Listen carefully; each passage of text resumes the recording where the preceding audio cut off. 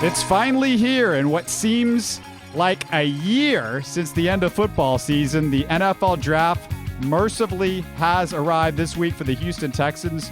Joining RG, Brian, and myself on Houston Sports Talk is Jayson Braddock. Jayson is an NFL Draft analyst from 790 and RotoExperts.com, and it's become extremely obvious from GM Rick Smith and owner Bob McNair's recent statements that the Texans will draft Jadeveon Clowney with the first pick, but they badly, and I mean badly, are looking to trade down and pick up a QB with a pick further down in the first round.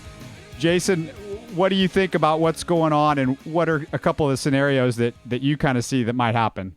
Well, during this whole process, I felt all along the right decision is to sit there and take Jadeveon Clowney. If you're going to trade back, I think at that point it does become what you're looking to get. Obviously, the general thinking is that they'll trade back and pick up a quarterback. But if they're not happy with Jadeveon Clowney, they are going to trade back, and this goes back whether it's with Atlanta or Buffalo. At that point, if you're taking a quarterback, I feel like you're reaching. Earlier today, I sent out some tweets talking about how back in 2011, we saw a lot of teams in fear of the lockout coming, go ahead and reach and grab the top few quarterbacks and pass on some talents. Main one that stuck out was Jacksonville taking Blaine Gabbert and leaving J.J. Watt on the board, who with the next pick ended up going to the Houston Texans. If a team trades up with the Texans and they don't take Jadeveon Clowney, then sitting there at 3, Jacksonville returns this favor and picks up Jadeveon Clowney. I think Houston basically walks into the ultimate payback. Who do you think might be some trade candidates with the Texans? They've talked about the Atlanta Falcons. They've talked about Buffalo Bills, as you mentioned. Who are some others that maybe we're not thinking about right now, or who might? Because, again, Rick Smith said basically, and Bob McNair kind of emphasized that too, that we're open for business. Well, yeah, probably some names that haven't been mentioned, but I think you have to consider are Jacksonville. The reason I bring up Jacksonville, obviously, that's probably the perfect fit for Jadeveon Clowney, where you go into a Gus Bradley defense. We've seen with Gus coming from Seattle, who just won a Super Bowl based off of building that defense. While they need to add offensive weapons there in Jacksonville, you can see a guy like Jadeveon Clowney. You can see Gus Bradley not want to pass on that and see how pivotal of a position he could play in that defense and how that would help his bigger size cornerbacks that they're building and starting to assemble in the secondary there in Jacksonville.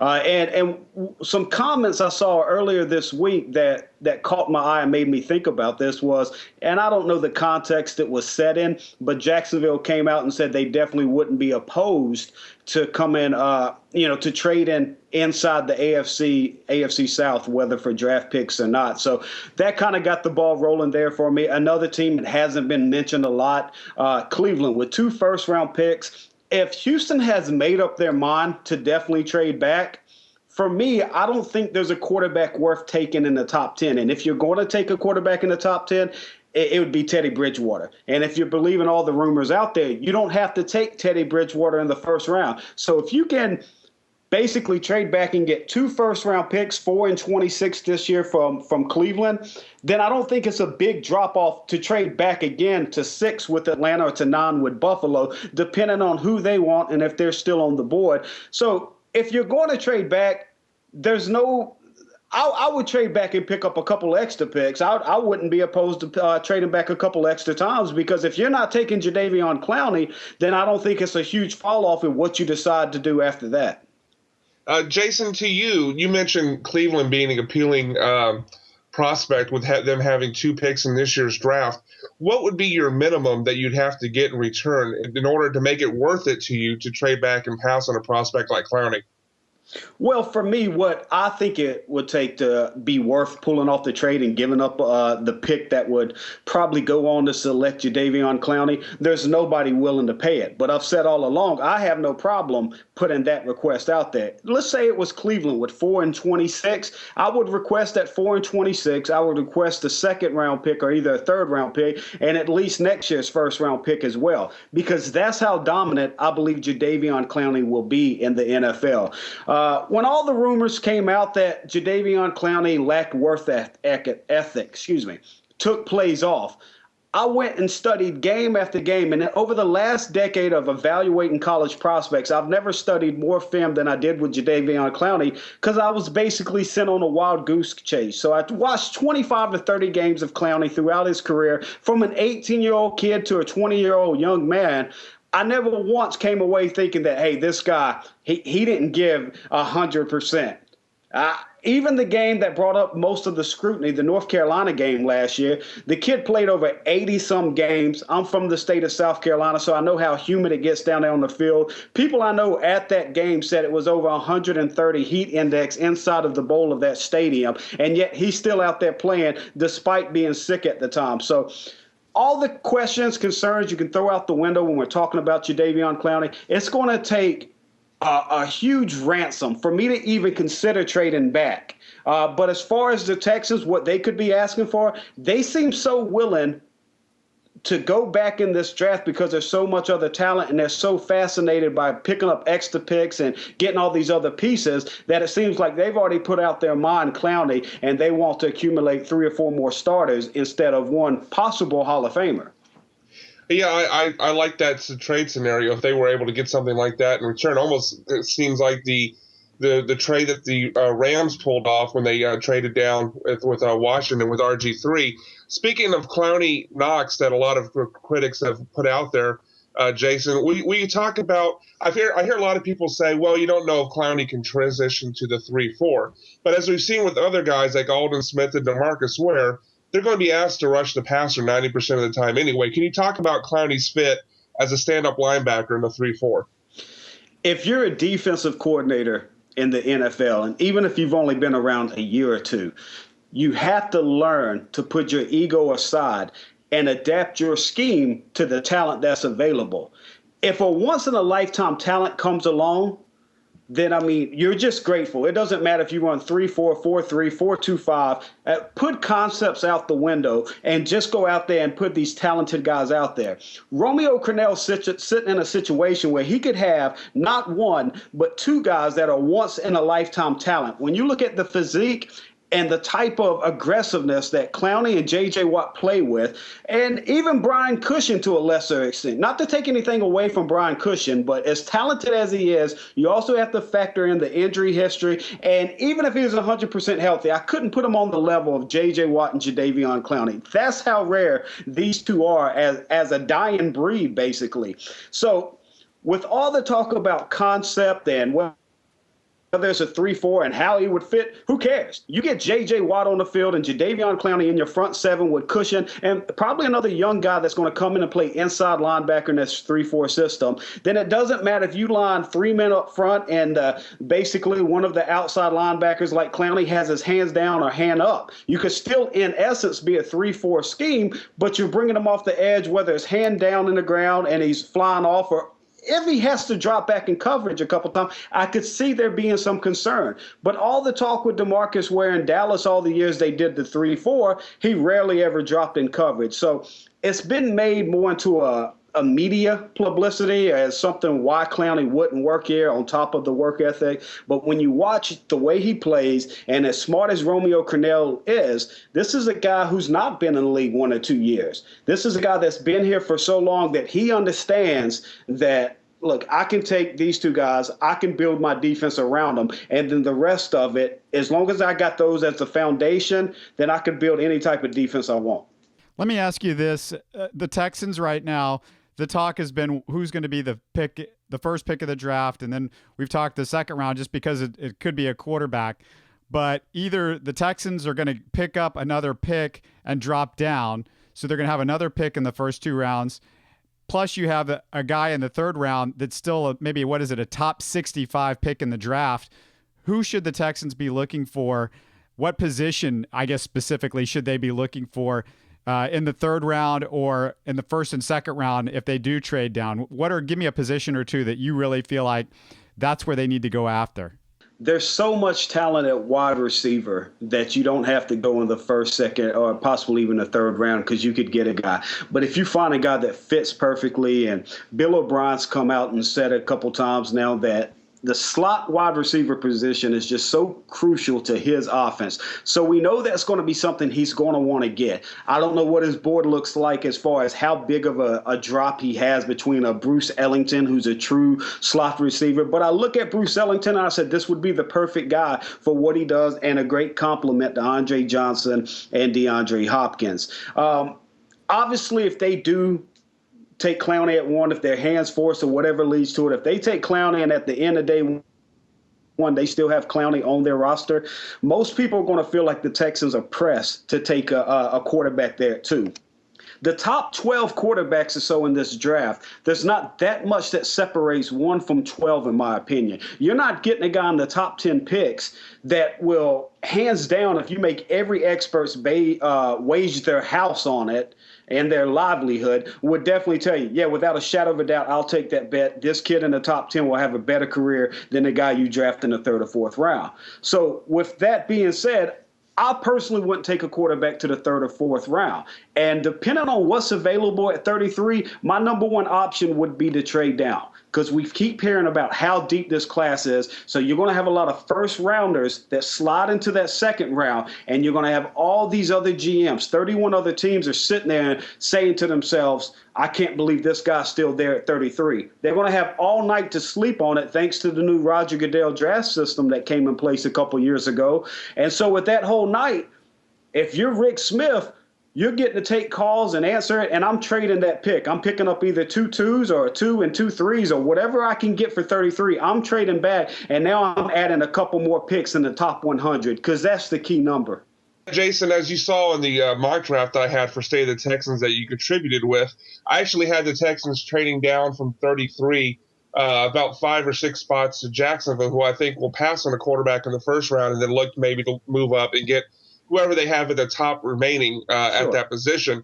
If they do trade down, one of the guys that I'm high on is Stephen Tuitt, the defensive tackle, who in my opinion would be a defensive end of the Texans system. What do you think of his fit as a 5 technique and what the Texans and Romeo Crennel run? I think it's perfect fit. And if it played out the way with your pick there, and I believe you also had Clowney going 1. So if it played out that way to where you have J.J. Watt and Tuitt there as your 5 techniques up front, and you have Jadeveon Clowney and whichever other outside linebacker you like, whether it's Brooks Reed, Whitney Merciless, Ricky Sapp, Trevardo Williams coming back from IR, no matter who it is, if it plays out with that type of talent in your front 7, your secondary is so much drastically improved that I don't think you can argue it. And then you actually pull off that move by trading back and picking up extra picks. Now you got a couple guys that you can start adding to that offensive side. Would the defense be complete at that time? No, but you're sitting there where you could also go back in the 4th round and add a guy like a Justin Ellis, a nose tackle from Louisiana Tech. You put that type of unit together in your front 7, your secondary starts to drastically improve itself. And with how important that secondary is when you look at Kareem Jackson being a free agent at the end of the year, Jonathan Joseph possibly not being on this team. They could save $8.5 million by cutting him or trading him by the end of this year. So I think that's definitely something they'd have to consider. The one thing, if I'm in Rick Smith's ear, I'm telling him not to overthink this draft and to feel that you have to get a quarterback here, you have to add to the offense here.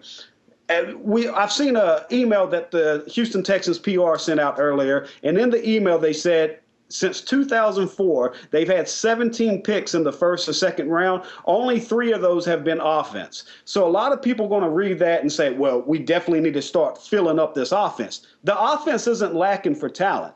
The defense, however, is, especially in Romeo Crennel's system. So the one thing I would warn Rick Smith of doing is to overthink this process and have to get offensive tackle with his 1st and 2nd pick. Build up that front 7 if you have to. If there's a guy that's available to you on the offensive side of the ball that you must have, then at that point go. But don't go into this with your hands tied one way or the other. Hey, Jason, I have to ask the inevitable Johnny football question here. It's been over 5 minutes. I think that might be a record. But sure. Where it was interesting to me when you said that the only quarterback you'd even consider in the top 10 would be Teddy Bridgewater. So where do you think Johnny Manziel will land in the draft? Because there are a lot of people saying he's going to be a top 10 pick. What do you think of him personally? And is there a possibility that the Texans would take him if he drops later in the draft and they acquire picks and want to move there? Where do you think the Texans will go quarterback-wise? I guess that's a lot to chew on for a question. No, that's fine.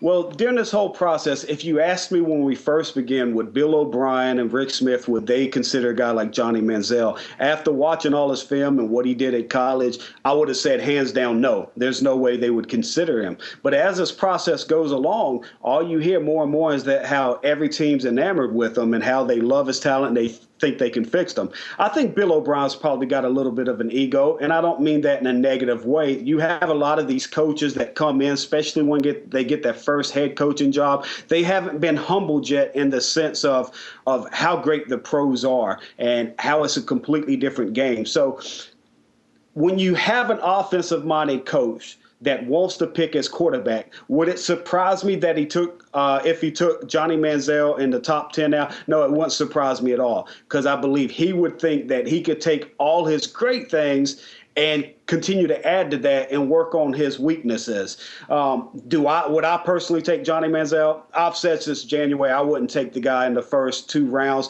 I wouldn't be comfortable taking him to the 3rd round, because as exciting as he is, I've seen this show before. I've seen it with Michael Vick. I've seen it with Don Majkowski. They're athletic quarterbacks that can get out and create with their feet, make something happen outside of the pocket, and they'll put up good stats, but it's not a franchise quarterback. And this draft, I would warn people not to take a quarterback in the top 10 when there's so much other talent that could help be a building block for your team's success for the next 10 years, just because you have to, quote unquote, get your guy, get your quarterback. The Texans are on a 2-year plan right now, whether they were admitted or not. When free agency started, they didn't go out and sign any big names, despite releasing Owen Daniels and trading Matt Schaub. They freed up all this extra money that they could have spent on free agents and made the cap money fit to bring in guys to be competitive this year. Instead, they went out and got your Ryan Fitzpatricks, your Chris Clemens, guys, middle-of-the-road guys that are talented and good and can help contribute and keep you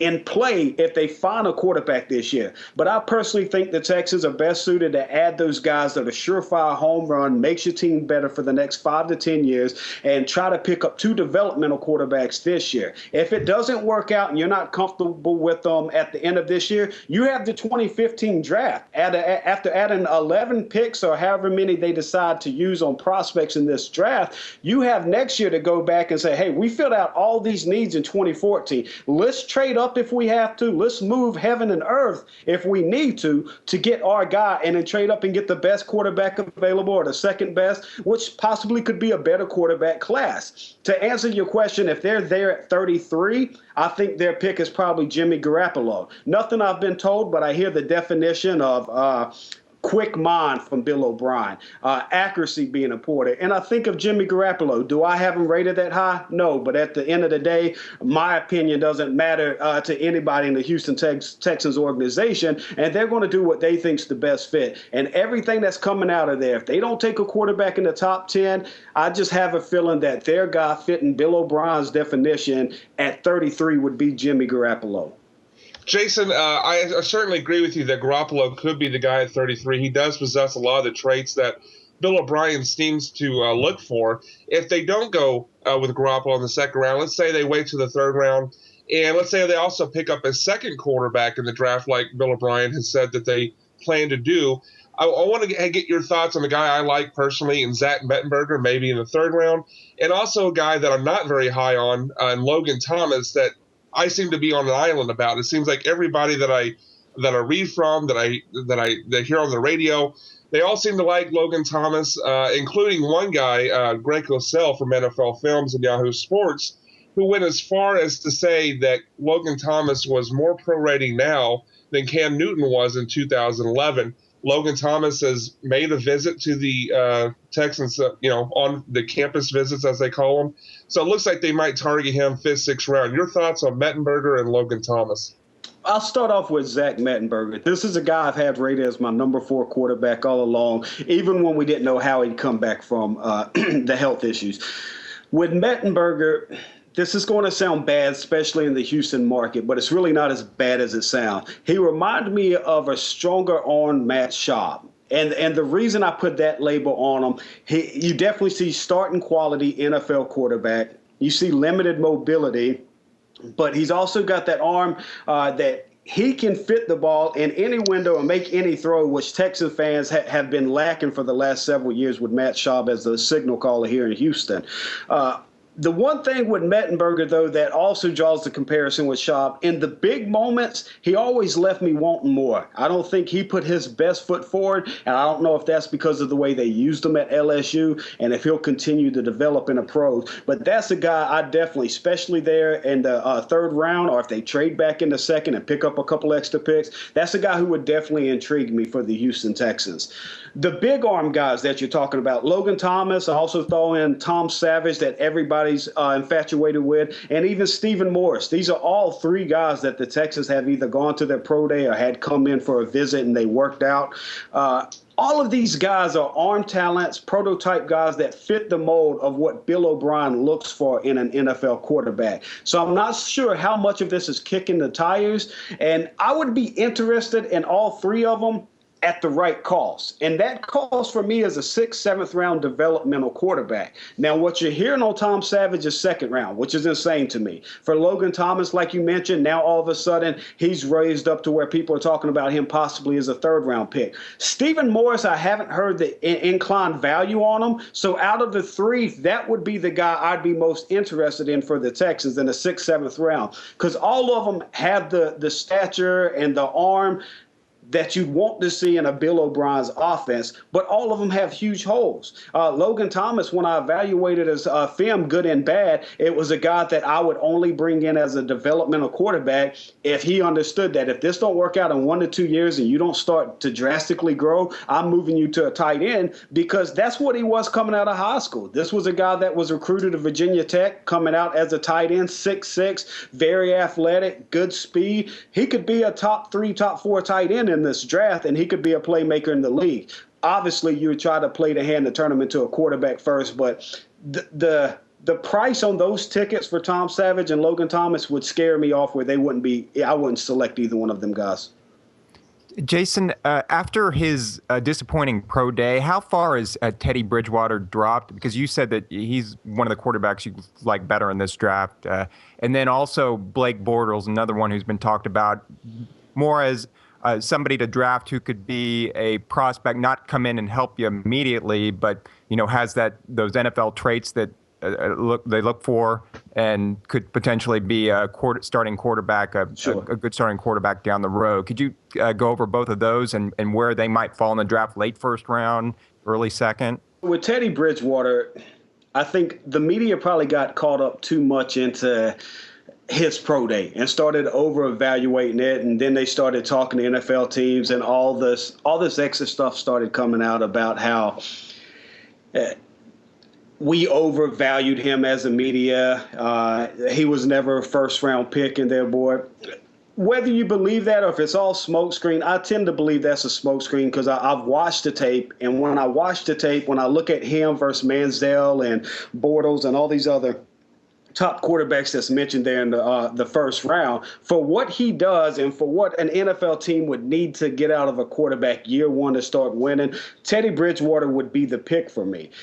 If he's there in the 2nd round, I personally still don't believe he would be there. It'd be hard for me to buy that. If he's there in the 2nd round at 33, the Texans don't walk. They don't run. They take a motorcycle in the Radio City Music Hall just for the chance that he's there at 33. And when he falls to him at 33, they come in that next day, they fly on that motorcycle, run Roger Goodell up and announce the pick, because that's just a steal. If I told you 7, 8, 9, 10 months ago that the Texans could have a horrible 2-14 season, but Matt Schaub would be gone, Gary Kubiak would be gone, and you would have Jadeveon Clowney and Teddy Bridgewater with the first 2 pick, almost every Texans fan were like, yeah, it's going to be a rough year, but let's do it. We got the franchise sold up for the next 5-10 years. So Teddy Bridgewater should be a top 10 pick in this draft. It wouldn't surprise me if he was still a top 10 pick despite everything that's being said in the media. As far as Blake Bortles was my number 3 quarterback going into this. He's still my number 3 quarterback. He's a guy that I would be scared of purchasing his stock in the top 10 picks until I start hearing that these teams are thinking about purchasing Tom Savage in the second round, Logan Thomas in the third. As risky as Blake Bortles is as a top of the first round pick, it's way less of a price to pay than getting a Savage or a Logan Thomas on the second day. So Bortles has a lot of things to like about his games. You see all the comparisons. You see Andrew Luck. You see Ben Roethlisberger when you watch Blake Bortles. But for those that are being realistic with what they see, they also see Jay Cutler in them. And for me, I'm sure everybody's feeling on Cutler's are up and down depending on how you evaluate them. For me, I don't think Jay Cutler's a franchise guy, despite his franchise price tag. Because with Cutler, he's going to make a couple throws of games where you just question, what were you thinking there? You have to give him ideal protection. You have to allow him to stay in that pocket. You have to allow him to go through his progressions and not be forced into an early read, or he'll get a case of what I call ego arm, where you know you have that arm strength and you try to fit it in an evaporating window and the defense makes you pay. I think Blake Bortles will have that. I think he doesn't always read the inside linebackers and safeties as good as he should. So there will be a learning curve there. So Blake Bortles, there's definitely that possibility that he could land somewhere in that group between Cutler and Ben Roethlisberger. But to me, that's a big window, and that's nothing I'd be comfortable with taking in the top 10. If you could get him between 20 and 35, somewhere in there, I think you take his developmental talent, his position of need, and the value of the pick, and that's a perfect mesh. But obviously with the quarterback position, it's rare to get that blend. But with the type of quarterbacks that still have great upside in the second, third, even fourth round, I would tend to go with one of those quarterbacks before I would select a Johnny Manziel or Blake Bortles or Derek Carr in the top 20 picks. Brian, I would love to get you and Jason's picks as to what exactly do you think is going to happen. At this point, we've talked about all the possibilities. What are the Texans going to do on draft day? Give me your best guess right now. My best guess at this point, guys, is that they do want to trade down, but the price tag for a guy like Clowney is going to be too high.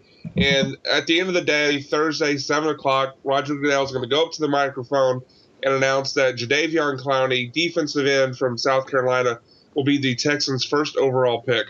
Mine's going to be a little bit unconventional. I'm pulling for Brian. I'm pulling for Brian to be right on here because Texans fans need this. Jadeveon Clowney, J.J. Watt, that's what this city needs. It'd be a home run, and I hope I'm wrong on this. But because that just makes so much sense, and that's such a great pick right there to get Jadeveon Clowney under the CBA rookie pay scale for the next 4 or 5 years, that's a home run in my mind. What I'm afraid is going to happen is that these extra 2 weeks, Rick Smith has had 2 more weeks to take phone calls. They've come to the conclusion that they're not going to be able to get the trade value they want for pick number 1, so they'll sell it at a bargain basement price. They'll move down somewhere between 4 and 9. And I know all the talk is about a quarterback, but I got to think that Bill O'Brien, with his ego, has to know that there's a guy there in the second round he could pick up. And I'm going to go with a surprise here. I'm going to say the Texans trade back and take an offensive tackle to be their right tackle and give them one of the best offensive lines in the NFL.